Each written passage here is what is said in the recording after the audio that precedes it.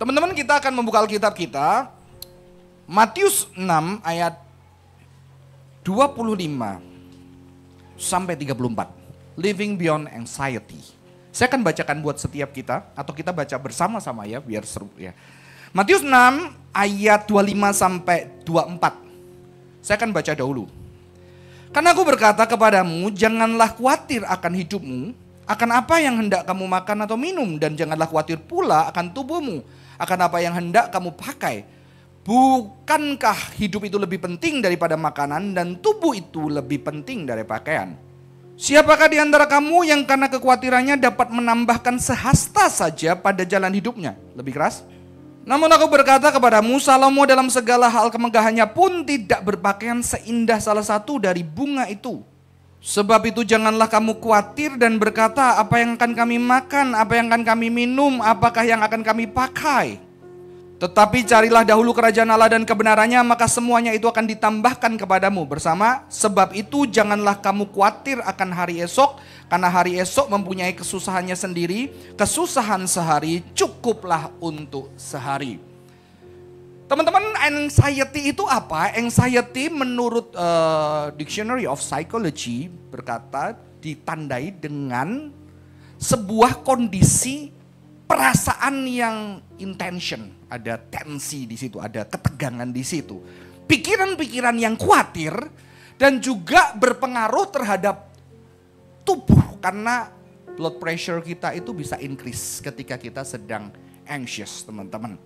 Dan selalu anxiety itu bersifat future atau masa depan. Yang mau merit mungkin lagi anxious nih persiapannya ya. Kurang apa, kurang itu. Gimana nanti kalau cincinnya ketinggalan ya. Apanya lupa, perni-perninya banyak banget ya. Yang sedang punya anak gimana nanti persiapkan anaknya. Gimana nanti anaknya lahir. Yang sedang gak kerja, wah itu parah banget. Gimana ini kalau ditanya orang Indonesia parah banget. Kerjanya apa selalu. Jadi itu inhuman banget katanya pertanyaan. Kalau tanya lu kerjanya apa? Karena bagi teman-teman yang nggak suka kerja, yang belum bekerja, mungkin datang ke gereja jadi males. Pertanyaan orang Indonesia klise, kerja lu apa? Terus udah nikah belum? Anaknya berapa? Iya kan? Makanya kadang-kadang pertanyaan perlu diubah. Kamu suka apa sih? Gitu ya. Yang bikin kamu bahagia apa? Yang bikin kamu senang? Kita perlu mungkin. Saya kadang-kadang masih bertanya, lu kerja di mana? Ya. Lu sekolah di mana, lu kuliah di mana, karena gak semua kuliah teman-teman ya. Kita perlu punya bijaksana. Dan ternyata anxiety itu sesuatu emosi yang normal sebetulnya. Yang dimiliki oleh manusia. Sayangnya ini bisa menjadi disorder. Ini disorder anxiety ini semua ini, kita gak akan bahas. Ya, panic. Kalau panic disorder itu disorder karena takut anxious. Jadi dia anxious karena anxious. Dia udah kebiasaan anxious, makanya dia takut nanti gue anxious lagi nih kayak gini. Jadi dia takut kepada anxiety itu sendiri. Ya. Nanti ada yang spesifik fobia terhadap tertentu. Jarum, kecoa, apalagi rumput, lift, eskalator. Saya ketemu banyak anak kuliah takut sama eskalator. Karena pernah lihat orang kejepit. Takut sama lift. Ya. Ada yang takut sama rumput. Waktu saya jadi pembina remaja, anak remaja rumput, lari dia. Ya, sengaja teman-teman yang angkat cemplungin rumput. Ada yang takut sama air. Saya punya teman takut banget sama air. Lu tahu ketika karena dia pernah tenggelam kayaknya, kita tahu itu kolam pendek selutut. Kita mungkin dia gak bakal tenggelam. Kita lempar dia tenggelam di kolam yang selutut, saudara-saudara. Serius, dia tenggelam. Terus kita kok naik.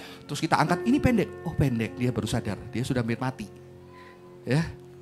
Ketakutan banyak, OCD, obsessive compulsive disorder, kan resah, makanya cuci tangan terus. Saya punya teman di sekolah Alkitab, dia setiap bulan beli antis, 1 kardus, ya, sampai lecet. Dan saya iseng, begitu saya habis main olahraga, saya ajak teman-teman masuk ke kamarnya, peluk kita rame-rame. Itu sahabat saya, pernah khotbah di sini ya. Sekarang lagi kuliah di luar negeri ya, dosennya Jacqueline. Ya.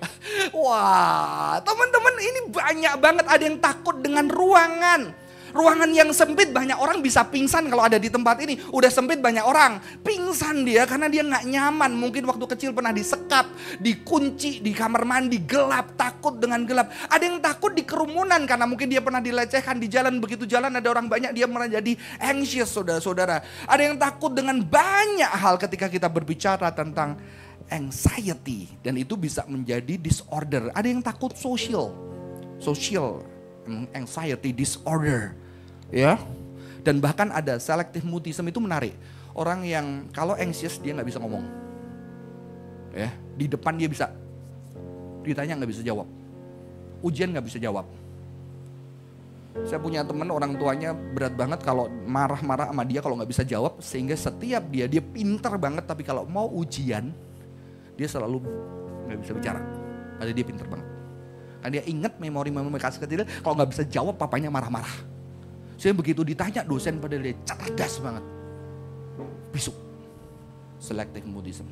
Jadi anxiety ini bisa banyak dan berbahaya. Kita tidak bisa membahas satu-satu.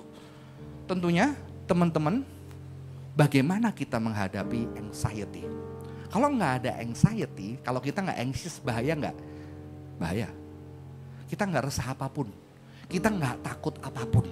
Ada mobil jalan, wah santai aja kita, ya kan? Ada bahaya, santai aja itu. Itu bukan kita yang takut, orang tua kita atau istri kita, suami kita atau anak kita anxious. Gara-gara kita, ya. Saya punya banyak cedera, berapa kali main basket sama teman-teman, anak saya sama istri sudah anxious. Karena mereka yang lihat setiap hari, kalau habis basket papanya gak bisa naik tangga.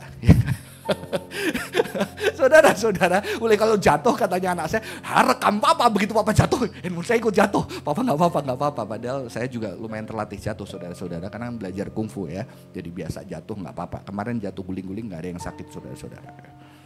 Bagaimana kita menghadapi anxiety? Ya. Bagaimana kita menghadapi hal ini dan bagaimana Alkitab melihat. Ya, saudara-saudara, pertama yang luar biasa, ternyata Alkitab memberikan affirmation for anxiety. Anxiety ada bukan untuk disangkali. Anxiety ada bukan untuk kita nggak peduli. Ya, kadang-kadang ada teman gini, lu tenang. Gua nggak apa-apa, gua tenang. Itu anxious banget. Ya. Karena dia nggak mau affirm dirinya lagi nggak tenang. Kalau dia tenang, lu tenang, oke, thanks gitu aja cukup. Tapi gue nggak tenang, gue tenang kok, gue nggak apa-apa, gue aman. Itu kelihatan dia anxious banget. Defend mekanismenya kuat banget, saudara-saudara. Kadang-kadang saya kalau lihat ya udah diam aja. Karena kalau gue bilang lu tenang aja, malah tambah nggak tenang, saudara-saudara. Ya, itu karena panik. Ada orang tahu dia yang anxious, akhirnya dia nggak mau kelihatan anxious. Ketemu kan teman-teman kayak gitu, ya kan? Kalau sudah bos-bos udah tahu, saudara-saudara. Alkitab untuk berhadapan dengan anxiety, dia perlu affirmation bahwa ada yang namanya reality of anxiety, dan itu part of our humanity. Sebagai manusia yang punya emotions, salah satu emosi yang sehat adalah kita anxious. Ya, kalau cowok yang waktu mau nembak ke ceweknya, waktu mau propose, dia nggak anxious, tuh jangan-jangan cowok itu nggak serius. Ya, jangan-jangan dia tuh cukup confidence gitu ya. Karena dia tidak sungguh-sungguh, saudara-saudara, waduh pasti ada gimana ya.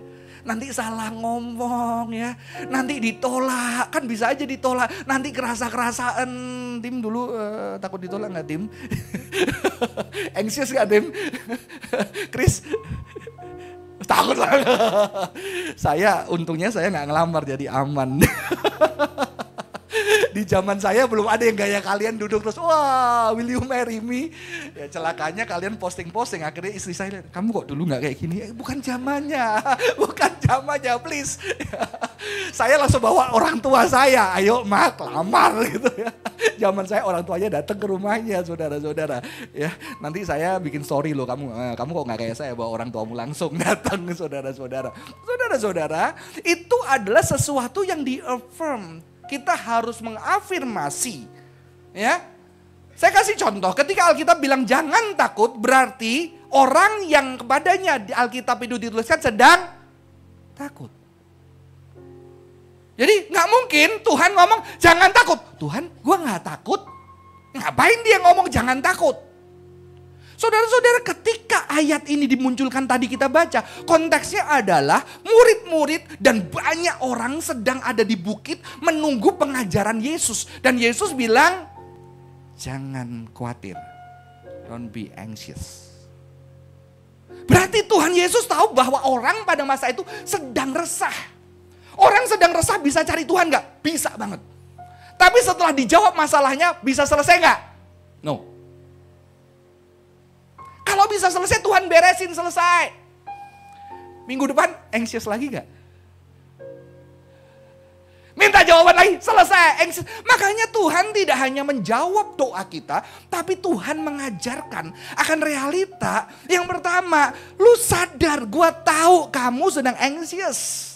Maka jangan anxious, berarti ada sebuah affirmation for anxiety. Don't worry about your life, what you will eat or bring on about your body, what will you wear. Nggak usah takut. Berarti Tuhan tahu masyarakat Wang itu datang karena mereka dijajah. Mereka sedang takut masa depan mereka bagaimana sebagai bangsa yang dijajah Romawi. Pemimpin mereka juga udah bankrupt. Bagaimana mereka masa depannya. Mereka sedang takut dan Tuhan bilang jangan takut. Ini tidak akan berhasil ketika mereka datang-datang. Jangan takut. Nggak takut gua. Nggak perlu pertolongan. Lu ngapain datang? Ya, saya banyak ketemu anak-anak yang kadang-kadang datang, wah kelihatan banget masalahnya ketika dikonfrontasi. Oh enggak kok enggak apa-apa, gue mah santai aja. Padahal enggak santai.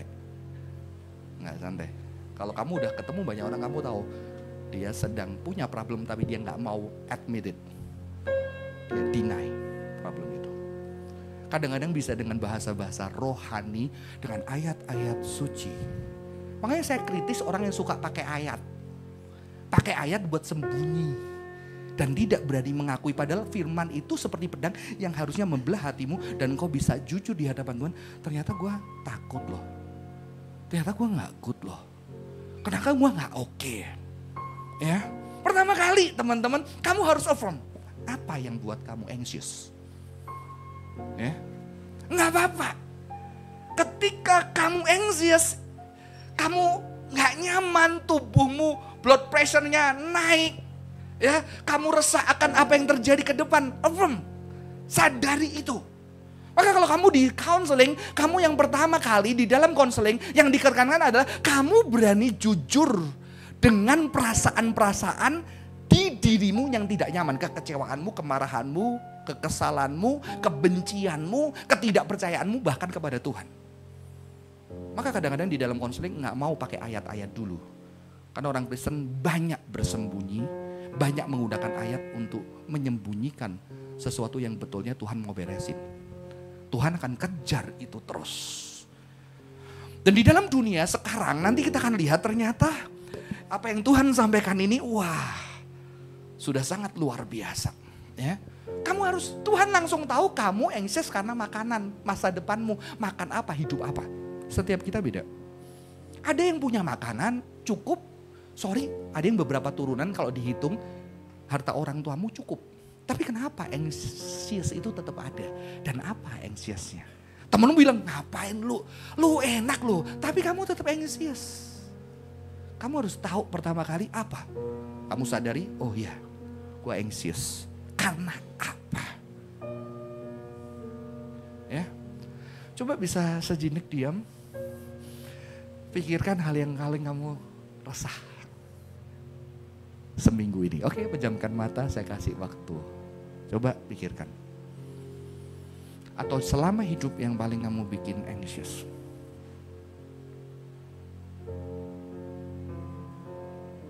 Oke, buka mata. Dapat? Saya ngaku dulu. Saya anxious kalau saya mati lebih cepat. Karena saya kepikiran anak istri saya. Makanya saya paling anxious kalau di pesawat terus goyang-goyang. Ditambah pramugaranya pengumuman tenang tapi suaranya getar. Kelihatan ya. Apalagi udah belajar embodiment ya. Saudara-saudara tenang terus. Aduh, ini ada something. Karena saya dengar terus kan kalau di pesawat suara yang tenang kayak apa. Ada satu kali saya tahu itu pesawat yang sering delay ya. Wah, dia getar, seketika dia getar, langsung sebelah saya udah panik, ternyata dia baru, oh saya minggu lalu itu sudah jatuh Pak, itu yang kuning-kuning, waduh saya tambah takut saudara-saudara. Adik saya paling aman, pokoknya kalau mau naik pesawat gak mau tidur, karena supaya di pesawat tidur dia, atau berangkat sudah ke surga, ya kalau ke surga. Saudara-saudara, saya paling takut di titik-titik itu saya harus terpisah. Selalu kebayang ketinggalan, gimana anak istri, gimana. Ada yang mau ngaku sedikit? Andreas kalau apa Andreas? Kalau anxious kalau apa? Masa depanku gimana? Jodoh! Kalau mulai deketin cewek, aduh capek banget nih ya. Dia udah pernah cerita, jadi itu gak boleh dibocorin ya. Tim sekarang paling anxious apa tim? Persiapan pernikahan. Ya, karena tadi waktu saya bilang anxiety dia single-single tuh sama Sonia itu. Sudah saya curiga ini gak gampang loh. Ya, persiapan pernikahan ya. Dan selalu harus menerima kenyataan-kenyataan ya. Saudara-saudara, ini banyak dari kita. Kalau kamu mau lebih dalam lagi, kamu teliti di tubuh kamu. Ini dalam pendekatan embodied cognition, apa yang paling berespon ketika kamu anxious? Ada yang nafasnya jadi pendek, ada yang kepalanya pusing, ada yang kayak nggak ada rohnya, kayak badannya enteng banget. Ada yang sininya deg-deg-deg, ada sakit-sakit, ada yang langsung badannya lemes, ada yang kayak badannya itu keringingan semua, banyak banget. Itu salah satu cara yang cukup menenangkan kalau kamu tahu apa yang bikin kamu anxious dan kamu tahu apa yang terjadi dengan tubuhnya. Maka beberapa konselor, teman-teman yang di konseling ini cerita sama saya, begitu panik telepon konselornya langsung, oke, pegang meja. Pegang meja, cuci tangan, tapping. Sekarang tapping ini menyembuhkan. Karena sadar nih balik. Karena kalau kamu anxious, kamu tuh di sana. Kamu lihat film anxiety, begitu anxious dia gini. Terus dia diem. Karena pikirannya udah gak di situ. Maka perlu dibalikin. Makanya banyak para wanita kalau sudah mental health-nya terganggu, aku mau healing. Pedicure.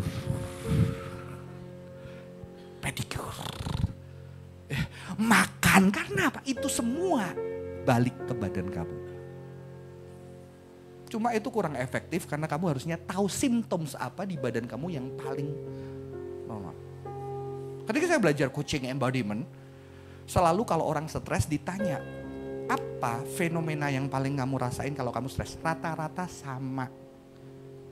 Biasanya stres, ketika saya tangannya enak, oke kemarin ribut sama pacarku gini-gini. Oke waktu ribut akhirnya kamu baringan duduk berdiri, oh baringan di ranjang. Posisi tubuhmu gimana? Gini, selalu ya kalau lagi ribut sama pacarnya posisinya gitu tidur di situ. Bener juga ya, coba pindah dikit, berubah. Selalu dia tidur karena kepalanya berat terus langsung dia sandaran gini. Dan selalu di tempat itu, jadi tempat itu identik dengan stres dan putus cinta. Makanya banyak anak susah lepas rokok. Karena apa? Kalau udah anxious, dia harus embodiment. Kayak yoga dia. Lebih efektif karena rasa nikotinnya kerasa. Berat atau entengnya kerasa, walaupun saya belum. Terus selalu di tempat itu biasanya banyak di ruang terbuka. Dia kena angin, dia kena hijau-hijau. Embodiment dia. Sedang bermeditasi, cuma gak sehat. Saudara-saudara, inilah sebetulnya yang terjadi teman-teman. Dan ternyata anxiety itu terkait juga ya. Pertama, affirm. Kita harus sadari ada. Dan kita mengalami karena apa dan di mana. Itu yang pertama. Yang kedua teman-teman, ternyata anxiety itu bisa disebabkan dari insecure attachment. Ini buku harus dibaca. One of the best. Harus dibaca. The Body Keep the Score. Ya, ini wajib. Saya baca, wah one of the best selama 10 tahun ini. Salah satu buku. Ya, ternyata anak-anak yang bertumbuh dari orang tua yang gak responsif, itu ternyata susah deal sama anxiety. Dan ketika anak responsif itu artinya apa? Ketika nangis, papanya kenapa kamu nangis? Ketika dia takut, kenapa kamu takut? Ketika dia panik, loh anak-anak sekarang lebih bahaya. Kenapa? Kalau zaman saya nggak ngerti banyak teori psikologi, betul? Sekarang anak saya begitu anjingnya muntah dia langsung set, oh anjingku mungkin kelainan jantung gitu saudara-saudara ya. Iya kan? Dia langsung mendiagnosa kayak dokter, Pak segala dokter. Jadi dia panik, Anjingnya nggak panik jadi panik gara-gara dia panik, betul kan? Oh dia panik, oh ini kayaknya terjadi kelainan jantung, kayaknya ini obesitas segala macamnya, saudara-saudara. Kalau zaman dulu kita goblok banget, nggak ngerti kenapa, ya udahlah gitu ya, saudara-saudara. Sekarang tahu begitu nggak boleh makan coklat, begitu coklatnya jatuh sedikit, waduh anjing gua bakal mati gitu kan. Anak sekarang itu seperti itu, saudara-saudara. Saudara-saudara, ketika tidak direspon, ya, salah satu dari kami pernah panic attack. Pak aku nggak tahu, aku kena panic attack. Dapat bahasa mana dari panic attack? Anxiety disorder. Iya Pak, pasti ada sesuatu. Wah tahu. Langsung habis itu. Oke, semua pegang, peluk dia, udah tenangin, pelukin dia, udah tenang. Breathing, udah nafas tenang, sudah tenang baru bisa ngomong. Kalau waktu panik, kamu kenapa? Cerita apa? Nggak bakal bisa, tambah panik dia. Kenapa kamu? Papanya kan stres ya kayak gitu. Udah tenang. Oke, pelan. Ada alasannya. Oh karena ini. Enggak kok, panic attack itu Pak terjadi karena dia anxiety of anxiety. Dia udah punya teori saudara-saudara. Dan dia percaya dan dia bisa ciptakan. Ya, nggak bisa. Dan di sini ternyata kalau anak kita nggak dapat respon yang bagus, dia akan menjadi dua. Ternyata dia gampang sekali marah secara kronis dan selalu menuntut. Kan dia nggak dapet. Dia terus nuntut, yang kedua dia nggak mau. Makanya kalau kamu punya pacar yang selalu nuntut kamu, itu sama yang udahlah terserah lu, gue gak peduli. Itu sama sebetulnya. Cuma dari respon yang berbeda. Bayangkan saudara-saudara, teman-teman, kalau kita dirawat orang tua yang gak responsif, dibiarin, gak direspon. Kita akan jadi orang yang ketika anxious kita gak gampang dapat solusi. Makanya ketika anak-anak ini akhirnya diberikan kehangatan dari mamanya, mereka tidak bisa menerima penghiburan dan kehangatan dari mamanya. Ya, mungkin dari kita ada yang seperti ini. Karena gak biasa dapat respon, jalani semua sendiri, anxious sendiri, selesai masalah sendiri, berdoa sama Tuhan, kadang Tuhan menolong, tapi kadang juga gak jelas. Akhirnya ketika menghadapi masalah, kita gak gampang percaya juga, kita gak gampang tenang, walaupun kita baca semua ayat firman Tuhan. Jadi pendidikan kita, cara kita nurture, mempengaruhi. Mungkin kita yang punya orang tua belum belajar semua ini, tapi kita bisa belajar. Ada anaknya, kasih respon, ajak ngomong. Biasanya anak kalau ribut langsung lari kan, udah ceklar, waduh. Kalau kita biarin dia dan kita nggak pernah ngajak ngomong kenapa kamu lari, biasanya kita, ya udahlah nanti baikan. Dia nggak pernah direspon. Anda harus buka. Biasanya saya tetap buka, duduk, tenang dulu. Kalau kamu nangis, kamu kenapa? Kamu marah apa? Kamu kecewa apa? Tanya. Setelah tanya, omongin perasaanmu. Papa tadi juga kecewa, kamu cekler pintu gini. Ya udah baikan. Peluk dia. Say sorry, doa bareng. Ya. Nanti kalau punya anak, kita orang tua punya ego. Ya, kita perlu datengin. Respon, dengerin. Anak saya spill, Pak, aku kemarin sharing kecelakannya Papa di anak-anak Korem. Papa nggak apa-apa. Nggak apa-apa, Papa manusia. Walaupun hatinya nggak enak loh ya, tapi nggak apa-apa. Kamu punya hidup, saya juga pernah ngomongin bapak saya, kenapa kamu nggak boleh ngomongin bapakmu gitu. Biasanya bujaya Chinese, kamu ketemu Ko Johan kenapa? Ngomongin apa ya? Hati-hati ya, jangan ngomong. Saya berasa saya harus belajar. Nggak apa-apa, it's okay, kamu cerita aja. Tapi aku ada pujinya Papa kok gitu ya. Ya. Dia mencoba pakai teori apa sandwich ya. Tahu kan? Kritik apa dikasih pujian, kritik, pujian lagi supaya kerasa enak. Padahal tetap nggak enak. Saya sudah ngerti teorinya soalnya ya. Teman-teman, insecure of attachment ini menyebabkan maka kita gampang anxious sama Tuhan menghadapi hidup itu sebetulnya dari pola didik kita, pola pengalaman kita. Dan kita banyak menjalani sendiri. Jangan salah, orang-orang mandiri, orang-orang yang belajar menghadapi sendiri jadi masalahnya lebih berat. Kenapa? Karena dia ketika sendirian dibiarin orang tua sejak kecil, dia akan cepat dewasa dalam tanda kutip. Dia berasa hadapin sendiri, akhirnya dia berhasil. Ketika dia berhasil, dia jadi pribadi matang. Teman-teman lihat dia seolah-olah gak butuh teman. Sehingga teman-teman juga tidak akan menawarkan bantuan sama dia karena orang tua itu melihat dia sudah matang. Sehingga dia semakin terjerat di dalam ketiadaan attachment yang sehat dan bisa breakdown. Ya. Saya dan istri saya termasuk orang yang mandiri. Saya pikir dia kuat, ternyata dia butuh saya. Tapi saya pikir istri saya dapat diandalkan, semua dihadapi. Ternyata ada area-area yang dia butuh, tapi karena dia udah gak biasa minta tolong. Saya sama, saya hadapin semua kecil sejak hari ini. Akhirnya saya gak biasa minta tolong, saya kerjain semua. Ternyata ada area dari hidup saya yang butuh orang lain. Yang orang lain datang bisa nenangin saya. Yang ketika saya sendirian takut, ternyata ketika dipeluk anak saya bisa lebih tenang. Tapi saya tidak pernah memikirkan itu karena saya sudah bisa menjadi pribadi yang mandiri. Makanya banyak orang-orang yang sudah mandiri begitu menikah. Ya, dia berharap orang yang menikah itu bisa mengambil peran dia sehingga dia tenang, gak perlu anxious lagi. Tapi ternyata ketika nikah dia juga gak kasih perannya karena udah kebiasaan diambil terus, paham? That's happened. Saudara-saudara, saya akan lanjutkan. Yang kedua, bagaimana menghadapi anxiety? Pertama, Tuhan itu luar biasa. Tuhan mengajarkan sebuah embodied spirituality in nature. Jadi itu di bukit, duduk orang-orang anxious, takut akan hidupnya. Tuhan langsung khotbah, bukan di sini.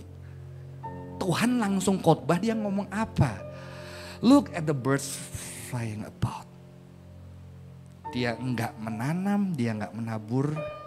Dia mengumpulkan, tidak mengumpulkan makanannya, tapi Tuhan pelihara mereka dan kamu lebih daripada burung itu. Ya. Ternyata orang anxious buka awareness akan sekitar. Karena begitu anxious kita nggak bisa melihat sekitar kita, betul? Kalau di dalam dunia embodiment namanya disembodied. Makanya langsung orang yang resah, panik, ribut, mau cerai. Makanya kalau kamu ribut sama pacarmu jangan buru-buru putus. Karena itu keputusan-keputusan yang kamu bangun di tengah anxiety. Jelas tidak memikirkan dirimu, tidak memikirkan orang lain. Tenang dulu, diemin dulu, break out 3 bulan. Saat 3 bulan coba ngerasain, ternyata sebetulnya gue suka, kamu bisa balik lagi. Ya, jangan buru-buru putus. Karena kamu sedang anxious, teman-teman. Dan ternyata Tuhan bilang ketika kamu sedang anxious, oke, lihat burung. Gak ada yang makan kan? Gak ada yang ngasih makan, dia makan. Dia hidup. Dia ada. Coba lihat dirimu sekarang. Ada gak sih orang yang cinta? Orang kalau sudah anxious, dia gak pikiran orang sekitarnya, orang peduli dia, bener gak? Dia sibuk dengan dunianya. Maka di film Inside Out itu dia sibuk dengan dirinya, pikirannya, keresahannya, dan dia sampai 6 dan gak bisa gerak. Udah kayak mayat hidup. Kalau mayat hidup udah gak bisa ngerasain. Makanya beberapa konselor langsung, saya puji Tuhan juga konselor di ASTTRI juga ngajarin kalau begitu apa, oke coba cuci tangan ketika kamu resah. Ya. Coba pegang batu, coba jalan lepas sepatu, jalan supaya kamu kembali ke tubuhmu. Itu diajarkan di konseling, beberapa konselor di SCT Reform bagi teman-teman, betul ya? Yang konseling disuruh gitu ya. Ada konselor ini, ada MTH konseling, diajarin tuh di sana ya. Jadi saya tidak sesat karena Reform mengajarkan ini. Teman-teman, nggak cuma itu, Tuhan ngajarin apa? Think about the fields of wild irises. Lili, itu loh, liar, bunga lili liar itu bertumbuh, ya. Dan kamu tahu keindahannya itu kalah bajunya Salomo. Jubah keindahannya salah. Ternyata Tuhan juga mengajarkan, cuma sayangnya kan gereja sekarang gak mungkin khotbah di bukit kan ya. Makanya ikut retreat sing ya. Nanti kita akan ada di bukit kecil ya. Bukan bukitnya, ada rumput-rumput, kita mau coba embodiment in nature, embodied spirituality in nature. Ya. Tuhan itu datang, lihat loh. Lihat ini. Sentuh, pegang. Beberapa tahun lalu di sekolah minggu ada guru sekolah minggu yang kreatif. Anak-anak suruh bawa peliharaannya ke sekolah minggu. Dan itu katanya jadi sekolah minggu yang terbahagia. Karena anjingnya ini dibawa, anjingnya ada kucing gak? Saya nggak tahu. Dan itu anak-anak bisa itu. Ya, karena ayat Alkitab ada kan orang yang baik memelihara peliharaannya. Yaitu istri saya baik ya sama anak saya. Saya tidak memelihara. Saudara-saudara, lihat ini. Jadi ketika kita mulai anxious, kita satu, sadar Tahu?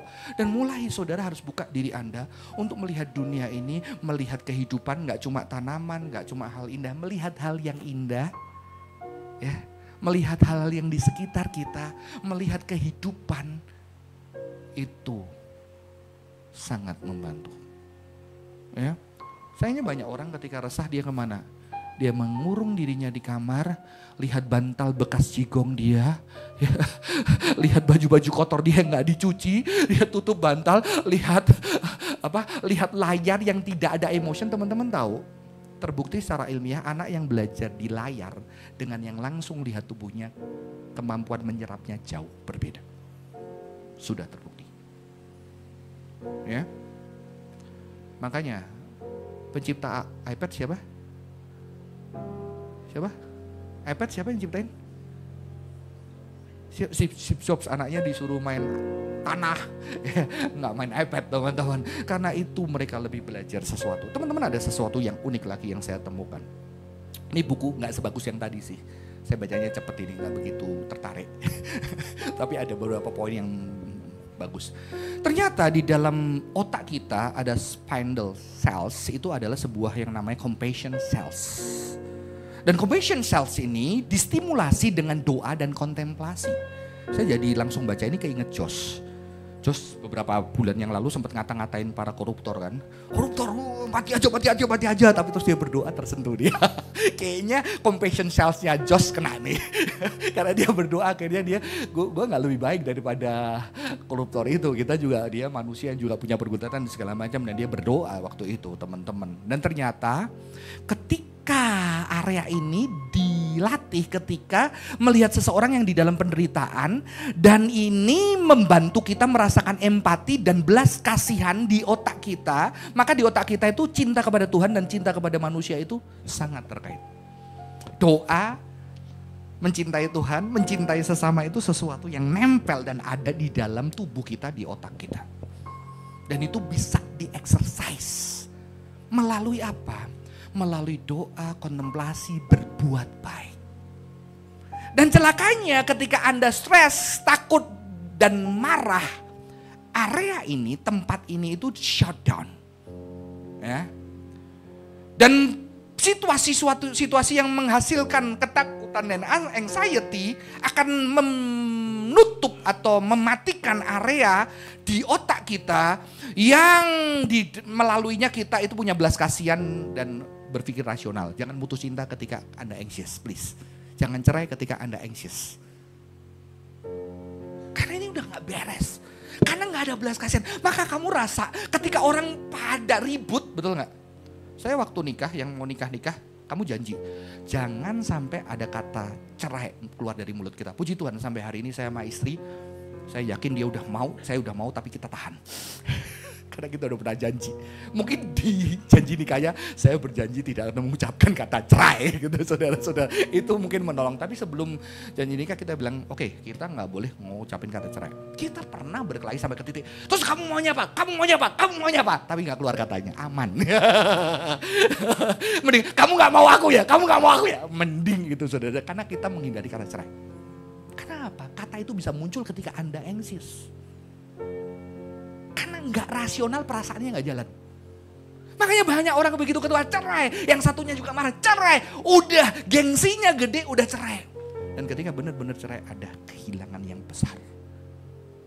Maka orang yang cerai jangan kamu kira senang-senang cerai. Saudara-saudara, kamu bareng sama orang 24 tahun, 20 tahun bareng sama kamu, tidur bareng, setiap hari lihat mukanya. Kamu pegang handphonemu aja loh, berapa bulan saya bareng, nggak ada, kamu panik, bener gak? Dan ini orang yang di sampingmu. Beberapa bapak yang cerai bilang, ternyata tetap lebih baik ribut dan dia ada di samping kita daripada gak ada sama sekali. Nah, saudara, ini real banget. Karena rasional compassionnya hilang teman-teman. Dan luar biasa sekali. Ya. Ternyata Tuhan kita tahu bahwa anxiety itu terkait dengan tadi parenting, dengan perhatian, dengan respon sayang. Ternyata Tuhan kita ketika mengajarkan tentang anxiety, dia juga mengajarkan untuk kita mengalami embodied care. Nurturing father. Don't be anxious asking, what will we eat, what will we drink, and how we will be clothed. For in the pagans who set their hearts on all these things, your heavenly Father knows you need them all. Nurturing of Father. Ini kayaknya feminin banget ya. Papanya ngurusin pakaian, ngurusin makan. Jadi buat pria-pria, kalau mau seperti Bapak di surga, you juga ngurusin makan dan minum. Saya bertahun-tahun kagak. Sekarang sudah karena keadaan, ya kan. Tapi kalau waktu istri ada tetap, kamu. Saudara-saudara, Tuhan kita, Bapak. Kalau kamu takut akan ini, ingat, Bapamu di surga nyediain. Maka kita perlu, ketika mengikuti Tuhan kita perlu secara sadar. Mengapa? Dengan tubuh kita. Mengapa? Karena anxiety itu di tubuh kita dan kita sadar mengalaminya keresahannya. Betul gak? Kamu paling takut apa? Itu di depan kita. Kita rasakan dengan tubuh kita. Ketakutan itu, kekhawatiran itu nyata. Maka ketika engkau berbicara bagaimana kamu mengatasi anxiety-mu, kamu juga harus mengalami sebuah care yang nyata dari Tuhan. Memang sekarang kita tidak berjumpa dengan Tuhan Yesus langsung yang menyentuh hidup kita. Tapi kalau kita bisa flashback, berapa banyak mujizat-mujizat, perhatian-perhatian Tuhan yang pernah kita rasakan. Maka kadang-kadang kita perlu waktu untuk mengingat. Berapa banyak masalah yang sudah kita lewati bersama dengan Tuhan, yang kita benar-benar anxious, seolah-olah gak ada jawaban, betul? Tapi ternyata kita bisa lewat. Menikah dengan modal 400.000, lewat. Gimana gak panik baru lulus S1, jadi mahasiswa praktek? Mertua bilang, sekarang mami setuju, tolong segera lamar. Gila gak? Seneng tapi anxious, duit dari mana? Mau bayar tagihan 3 juta. Foto itu udah teman sendiri, saudara sendiri. Karena dia belum terkenal, tapi saya tahu potensi di dalam dirinya. Aku jadikan portofolio. Bayarnya kecil ya, uangku gak banyak. Ya udah, dia nyediain mobilnya, dia nyediain makannya, dia nyediain hotelnya, dia foto cuma bayar 3 juta. Itu sepupu saya, sekarang jadi guru alfa untuk pre-wedding. One of the best di Surabaya, Indonesia dia. Sekarang fotonya harganya 60-70 juta. Sekali brewet. Waktu zaman saya 3 juta. Gak untung dia. Itu yang buat jualan foto saya sama istri. Yang awal. Setelah ini yang gak dipakai udah lebih bagus teman-teman. Waktu itu akhirnya.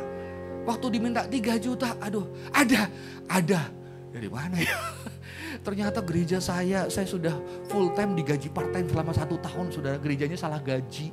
Waduh, langsung 1 tahun kumpul bisa bayar cincin, bayar ini. Sudah lewat semua. Cuma kita udah lupa kan. Karena anxiety itu memengaruhi rasional kita gak jalan. Perasaan kita gak jalan, kita gak bisa. Makanya kita perlu balik tubuh lagi. Gunakan perasaan lagi. Pikiran kita, lihat. Berapa tahun Tuhan nolong hidup kita. Berapa tahun kita ngelewatin hal-hal yang sulit. Berapa tahun pertolongan nyata kita alami dengan Tuhan. Sederhana, minggu ini gue kapan terakhir kali anxious, lewatnya gimana? Dulu mau punya anak, aduh. Hamil 8 atau 9, salah terus. 8 bulan dipecat dari gereja. Mobil digaliin, rumah dibalikin naik sepeda motor. Lewat. 2 kali ngelahirin anak, dokter gak mau dibayar, sesar. Jadi kami ngelahirin anak cuma bayar 3 juta. Rumah sakitnya. Sesarnya dokternya gak mau dibayar 2 kali. Saudara, yang terakhir anestesinya ikut gak dibayar. Karena apa? Karena ini mengorbankan istri. Tahu-tahu detak jantungnya jadi lemah. Jadi yang takut gratis sekalian, saudara-saudara. Jadi anak kedua lebih murah, saudara-saudara. Perjalanan saya anxious sih, tapi kok jadi lebih murah gitu, saudara-saudara. Saudara-saudara, banyak hal yang sudah Tuhan kerjakan dan bukan hanya itu. Ternyata pemeliharaan Tuhan di dalam keseharian kita. Tapi dunia itu menipu kita sehingga kita apa teman-teman? Kita selalu membandingkan dengan yang kita belum punya, kita belum ada. Lihat semua di Instagram teman-teman kita. Kita nggak ngelihat dulu yang kita harapkan ini sudah ada banyak di dalam hidup kita, betul? Kita nggak lihat. Karena dunia nggak mengajarkan kita ngelihat itu. Karena semakin kita anxious, dia semakin bisa menjual banyak ketenangan yang kita bisa beli. Amin. Banyak yang bisa dijual. Embodiment sih. Tamasya ke nature yang indah. Bukan nggak boleh saudara-saudara. Tapi ketika kamu nggak punya duit, kamu kadang perlu main sama teman-teman di lapangan basket. Istri saya bilang, hari ini 2 minggu ini saya kayak hidup lagi gitu ya. Saya pincang-pincang gitu ya. Habis main sama Kelvin sama teman-teman saya jadi deket bawahan beberapa anak. Marcel udah guling-guling, mana Marcel. Saya hidup lagi, ternyata cukup. Gak perlu jalan jauh, saya kumpul sama teman-teman. Doa bareng, tanding bareng, marah bareng, kalah bareng, menang bareng. Di situ ada satu ketenangan. Kemarin panik sih. Karena beda beberapa poin ya. Teman-teman lihat, teman-teman, kita perlu embodied care. Saya senang banget, jujur, baru ini. Makanya habis ini mau bikin basketball ministry ya. Karena saya lihat bareng, waduh, wah loh kemarin udah ada Kelvin khotbah tuh. Habis itu saya, wah guys gini-gini, wah saya keren banget. Terus begitu yang ada salah, wah nggak apa-apa, it's okay. Wah, mereka ngalami dengan mengusung-usung tubuhnya. Dunia udah kayak gini. Saudara-saudara, embodied care. Enak loh bikin kesalahan, nembak gak masuk-masuk. Harusnya masuk itu full bird kita menang. Masuk, dia, iya gue salah. Kenapa tadi terakhir gak masuk? Kenapa gak masuk? Gak apa-apa. Enak loh, bener gak? It's okay. It's okay. Kamu jangan lihat gak masuknya. Lu masuk berapa kali kemarin, bird? Gue aja 0.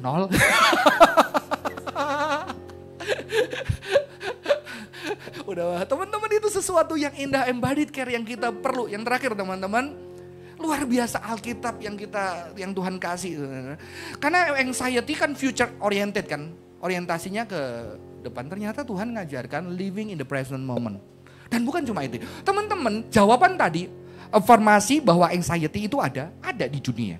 Jawaban tadi bahwa embodiment in nature ada di dunia, ajarkan. Jawaban ini living in the present ada di dalam dunia. Sekarang kan living in the present. Gara-gara film Kung Fu Panda ya. Yesterday is a history, tomorrow is a mystery, today is a gift, that's why we call it present. Itu gara-gara itu living in the present. YOLO, you live only once. Living in the presence. Ada di dunia. Tapi ada yang beda yang Tuhan ajarkan. Ternyata living in the presence as a children of the kingdom of God. Bedanya apa? Alkitab ajarkan, carilah dahulu kerajaan Allah dan kebenarannya, maka semuanya akan ditambahkan kepadamu. Jangan takut akan hari esok. Hari esok punya kesudahannya sendiri. Hari ini sudah cukup. Keren. Ya. Kingdom of God. Kalau dulu zaman saya waktu di teologi kemakmuran, wah, makanya jangan cari kekayaan, cari kerajaan, karena kerajaannya kaya. Kalau kamu dapat kerajaannya kamu pasti kaya. Pintar juga gitu ya. Cari kerajaannya, jangan cari berkat Tuhan, cari sumber berkat, karena kalau kamu dapat sumber berkatnya, berkatmu nggak selesai-selesai. Sama aja kayak apa? Jangan kerja di perusahaan bagus, nikahi anak pengusahanya. Itu pendeta yang khotbah dulunya gobloknya, saya amin gitu.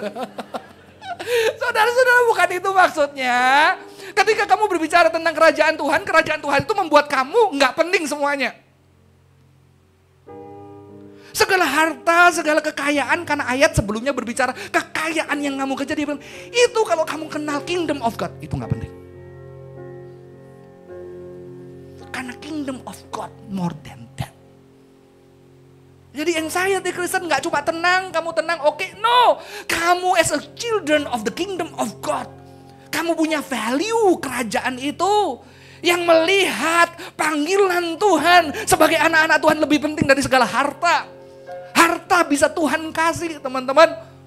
Tapi itu gak penting, karena yang penting adalah apa? Kamu bisa melihat karya Yesus dialami oleh orang-orang yang sedang kesulitan. Kalau kita baca Matius, kingdom of God datang kepada orang-orang yang miskin, orang-orang yang hancur, orang-orang yang sakit. Tuhan Yesus datang memulihkan dan menyembuhkan. Artinya apa?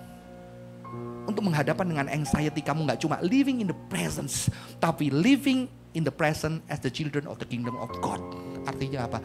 Living in the present menyatakan kasih Tuhan untuk membebaskan orang-orang yang terbelenggu dari apapun. Dari kemiskinan, dari bahkan kekayaan. Kekayaan bisa membelenggu, kemiskinan bisa membelenggu, dari mental health issue. Kamu datang sebagai anak-anak Tuhan yang memikirkan hari ini bagaimana gue jadi berkat. Bagaimana keluarga gue jadi berkat. Yang didik anak-anak Anda takut akan Tuhan supaya apa? Ketika anak Anda, papa pengen aku jadi kaya. No, kaya atau enggak, yang penting kamu jadi berkat buat Tuhan. Buat orang lain. Orang bisa bersyukur kepada Tuhan atas kehadiranmu. Itulah yang membuat kita mengatasi anxiety.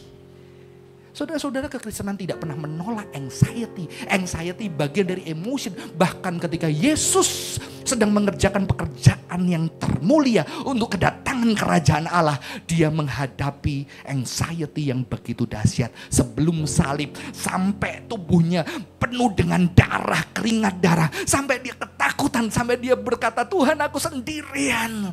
Tapi dia terus berjalan untuk menyatakan kerajaan Allah supaya orang bisa mengalami cinta Tuhan dan mengalami pembebasan di dalam hidupnya. Maka banyak murid-murid Yesus menyongsong kematian dengan keberanian dan ketenangan karena dia tahu ini akan menghasilkan kebaikan bagi orang-orang yang belum mengenal Tuhan. Affirmation for anxiety, embodied spiritual in nature, experiencing embodied care. Dan yang terakhir, living in the present moment as the children of the kingdom of God. Inilah cara orang Kristen menghadapi anxiety. 1, diajarkan dunia. 2, diajarkan dunia. 3, berbeda. Pengalaman Tuhan menyertai. Dan bukan hanya itu, saudara-saudara, kakak-kakak rohani ya, pemimpin-pemimpin fellow bisa menunjukkan care yang mungkin teman-teman gak dapat care dari keluarganya. Dan bukan hanya yang tua, karena kita diminta mengasihi. Kadang-kadang adik-adik rekan-rekan kita yang lebih muda juga bisa menunjukkan care yang kita gak dapetin di orang tua kita, betul? Rumah saya sejak kecil gak ada meja makan. Jadi saya tidak terbiasa meja makan bersama. Dan saya selalu ingat ada seorang hamba Tuhan, seorang wanita yang selalu kalau saya habis gereja saya diajak makan di meja makan. Itu pengalaman makan di meja makan karena kami tidak pernah pakai. Makan sedih ambil main. Makanya makan saya cepat. Karena ngapain makan lama?